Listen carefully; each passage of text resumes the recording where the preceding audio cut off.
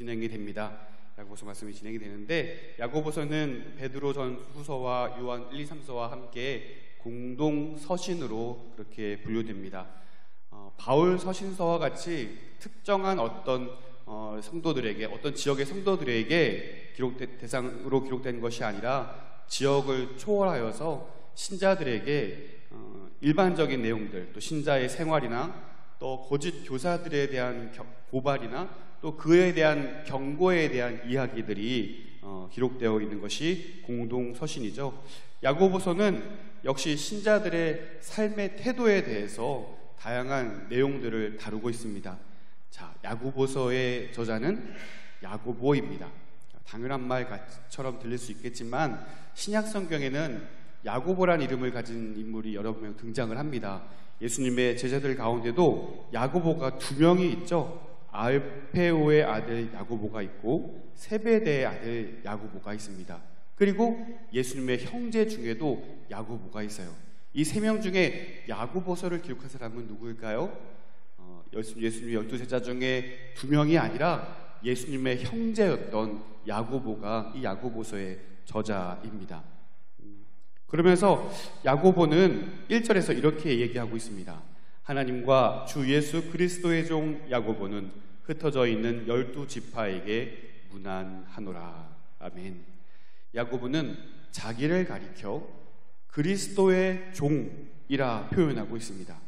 예수님의 형제였던 야고보는 사실 예수님이 살아계셨을 때에 예수님을 자신의 구주로 영접하지 않았던 인물입니다.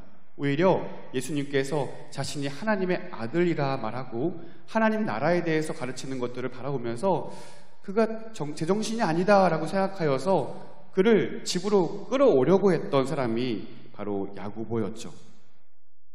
하지만 부활하신 예수님을 만난 후에 믿음을 갖게 되었고 결국 이 야고보는 예루살렘 교회의 지도자가 되었습니다. 한때는 육신의 형님이었지만 지금은 자기 자신을 가리켜서 나는 그리스도의 종이다 라고 소개하고 있는 것이죠.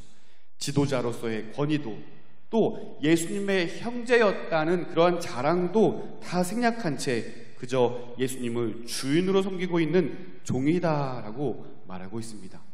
예수님을 믿고 따르는 저와 여러분 역시 이 야고보와 같은 겸손이 있게 되기를 간절히 소원합니다. 우리에게 있는 그 어떤 자랑도 그리스도 예수보다, 우리의 주인이신 주님보다 높지 않게 되기를 소원합니다. 오히려 우리의 자랑은 우리를 우리 되게 하신 하나님 백성 삼으신 주 예수 그리스도만이 우리의 자랑이게 되기를 간절히 소원합니다. 이처럼 야고보는 그리스도의 종이 되어서 흩어져 있는 12지파에게 이 편지를 기록합니다. 그런데 우리가 한 가지 기억해야 될 사실이 있습니다. 당시 이스라엘에게 12지파는 사실상 존재하지 않는 이름이었다는 사실이죠. 12지파라 함은 야곱의 12아들로서 하나님의 언약 백성인 이스라엘을 지칭하고 있습니다. 그런데 이스라엘의 역사를 우리가 떠올려 볼 때에 이스라엘이 남북으로 분열된 이후에 북이스라엘 10지파가 아수르에 의해 멸망이 되고 또 그들이 이방인들과 혼혈하면서 그 정체성이 사라지게 되죠. 남아있던 남유다 역시 바벨론에 의해 멸망을 당하고 포로로 이끌려가 흩어진 백성들이 되게 됩니다. 그리고 야고보가 말하는 이 흩어져 있는 12지파는 그렇다면 메시아를 통한 새로운 12지파, 곧 하나님의 새 언약 백성으로 우리가 볼 수 있게 되는 것입니다.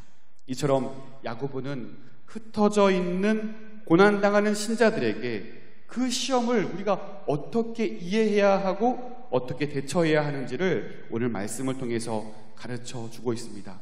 우리 신자들에게 다가오는 이러한 시험과 어려운 고난들을 우리는 어떻게 대처해야 될까요? 야고보 사도는 3가지의 명령어로 그 비결을 우리에게 알려주고 있습니다. 첫 번째는 기쁘게 여겨라 라고 명령합니다. 우리 2절 말씀 한 목소리로 읽어보겠습니다. 2절입니다. 내 형제들아, 너희가 여러 가지 시험을 당하거든 온전히 기쁘게 여기라. 아멘. 그 어떤 사람도 시험이라는 말을 유쾌하게 생각하지는 않습니다. 시험은 우리 인생에서 제거되어야 할 필요악이라 생각을 합니다.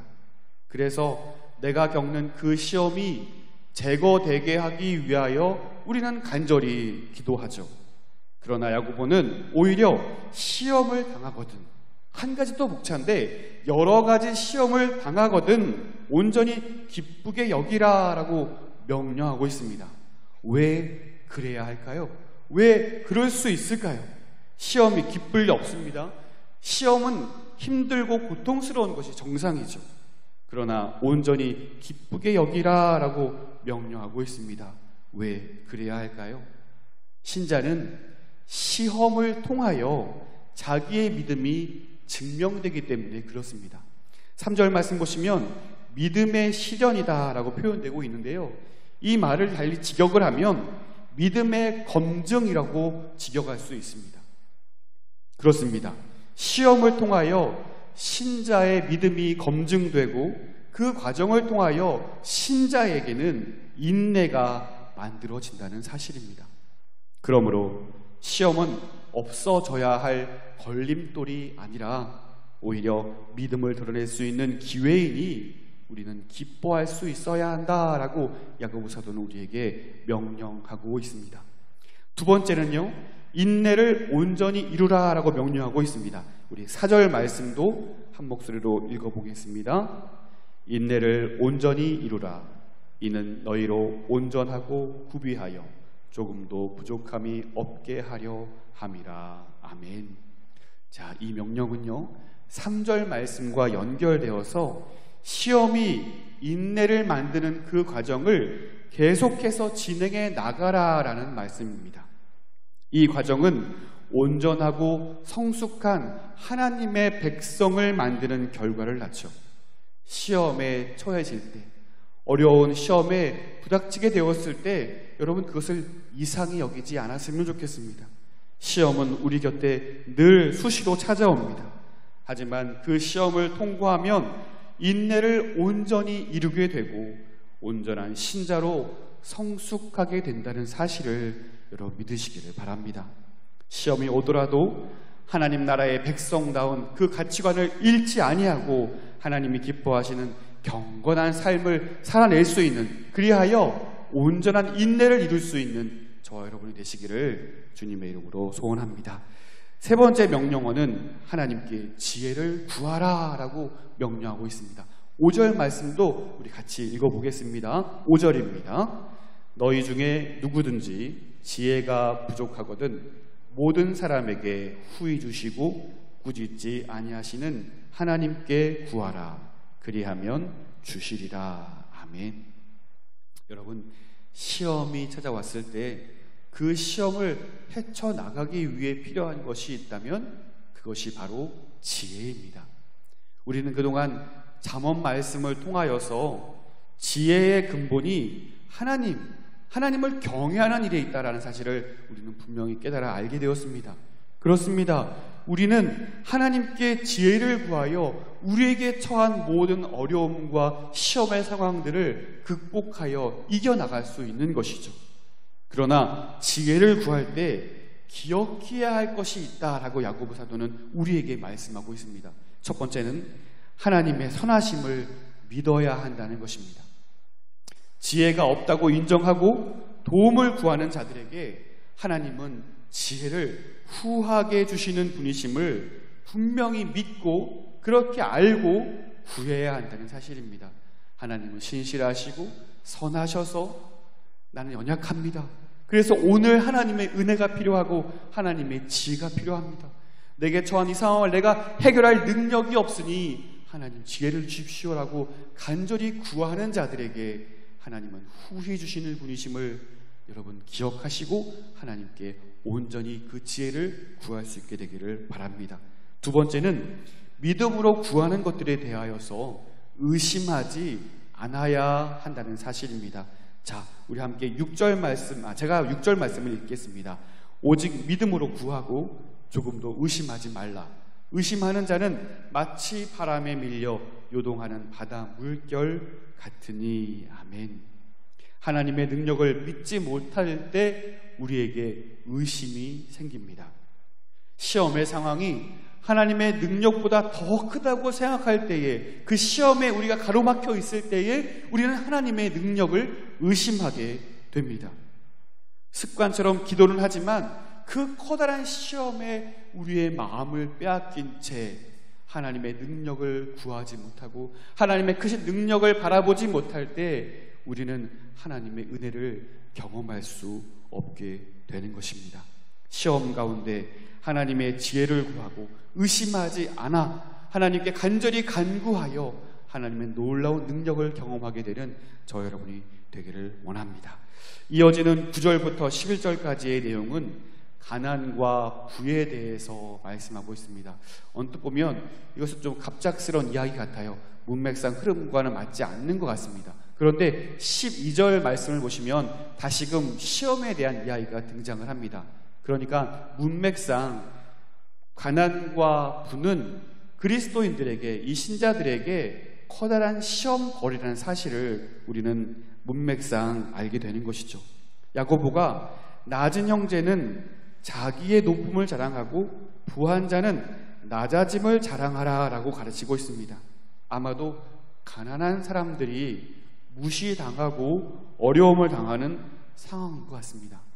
야고보는 부한 자들을 가리켜서 바람에 시들어져 버리는 풀과 꽃처럼 비유하면서 이 가난한 사람들을 격려하고 있습니다. 가난하고 낮은 자들이라도 하나님의 백성이라면 달라진 영적인 신분을 기억하면서 현재의 어려움들을 이겨내라고 권면하고 있는 것입니다. 사랑하는 성도 여러분, 오늘 우리의 정체성을 기억해야 될 필요가 있습니다. 약하고 가난하고 부족하다 여길지라도 내가 누구인지를 기억할 수 있다면 우리는 다가오는 모든 문제들에 대하여서 이겨낼 수 있는 능력이 있습니다. 에베소서 말씀을 통하여서 우리가 기억하는 것은 우리가 하나님의 권속이라는 사실입니다. 내가 하나님의 아들이요 하나님의 딸이라는 사실을 기억하여 우리가 어떤 상황 가운데 처해 있다 할지라도 하나님의 도우심을 우리는 구할 수 있게 되는 것입니다. 사랑하는 성도 여러분, 오늘 야고보서 말씀을 기억하여 우리에게 찾아오는 여러 가지 시험들을 능히 감당하고 이겨낼 수 있는 저 여러분이 될 수 있기를 간절히 소원합니다. 그러므로 시험이 다가올 때 우리는 어떻게 대처해야 되겠습니까? 그것을 온전히 기쁘게 여기시기를 바랍니다. 그것은 우리의 믿음을 검증할 수 있는 기회가 됩니다. 그리고 그것을 계속해서 이루어 나가십시오. 인내를 온전히 이루시기를 바랍니다. 그리고 세 번째, 하나님께 지혜를 구하십시오.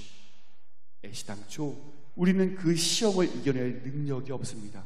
그러나 우리 안에 계시는 그 주님의 크심으로 우리는 그것을 이겨낼 수 있습니다.